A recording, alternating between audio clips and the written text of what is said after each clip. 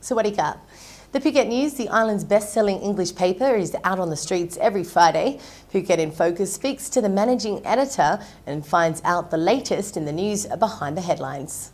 These bogan tourists that come to the island just misbehave. Sometimes they end up with the justice they deserve. Yeah. Why did you blank out the other faces on the photo?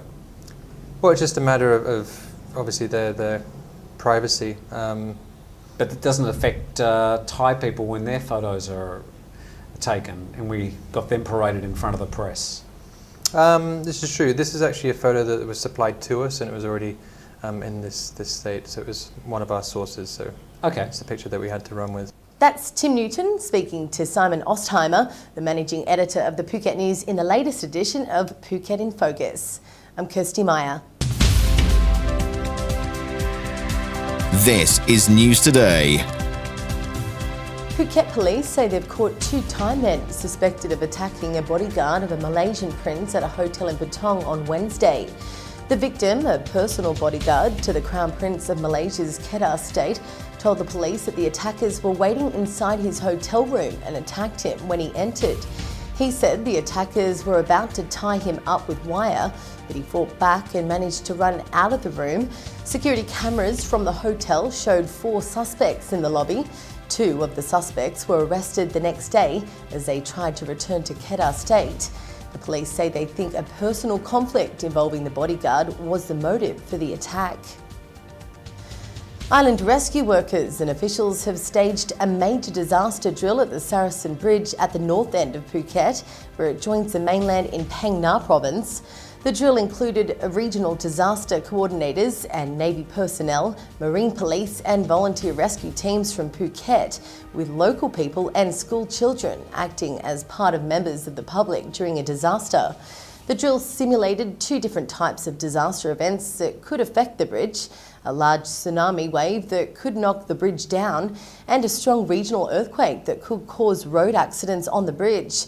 Officials reported the drill has succeeded by revealing some communication problems among different groups involved, which would now be addressed. You've had your say about this story.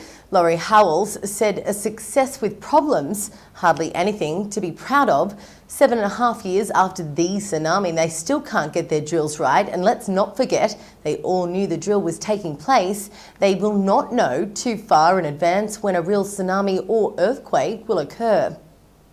Indy said, "I would call this drill successful, not because they didn't find any problems, but because they did during the drill and are setting about to fix the problems. Good job."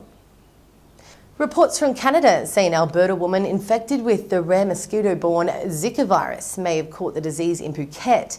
The 45-year-old woman said she suffered numerous insect bites on a trip to Bangkok and Phuket in January. She became ill with fever after returning to Canada, but recovered almost 3 weeks later. Zika virus can be carried by the Aedes mosquito, the same bug that transmits dengue fever. Zika virus was first seen in Africa 30 years ago, and it seems to be a disease that also affects monkeys. It's usually not fatal, but it can be very painful. The Canadian victim reported high fever, vomiting, severe pain and skin blisters. Phuket FC are travelling to play away at Sarasin FC this weekend, buoyed by this 2-0 home victory in the Andaman Derby against Krabi FC on Wednesday night.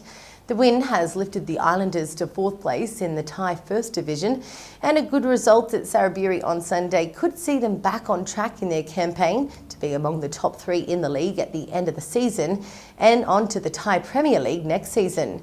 Sarasin FC, known as the Warlords, are placed 11th this league, so the Islanders might hope for an easy win. But they'll face a tough test the following weekend when they play at home against top place contenders PTT Rayong. And finally, take your dogs, take your family, and you can take your Frisbees as well. This Sunday, the 2nd of June, Xana Beach Club has the ultimate Frisbee day. Here's Dan with more. Yeah, this Sunday at Xana Beach Club, PIADS is helping organize an Ultimate Frisbee Fun Day. So we're excited to have anybody that has played Frisbee or has not played Frisbee. You could be as young as 7, as old as 70. Come on out for a good time. Registration starts about 1 o'clock and the games will start at 2. And Xana Beach Club has also offered for the winning team to have a free barbecue that night. So Xana Beach Club, put on by PIADS International School this Sunday. Come on out and play with us. We'll have more News Today next week. Thanks for watching.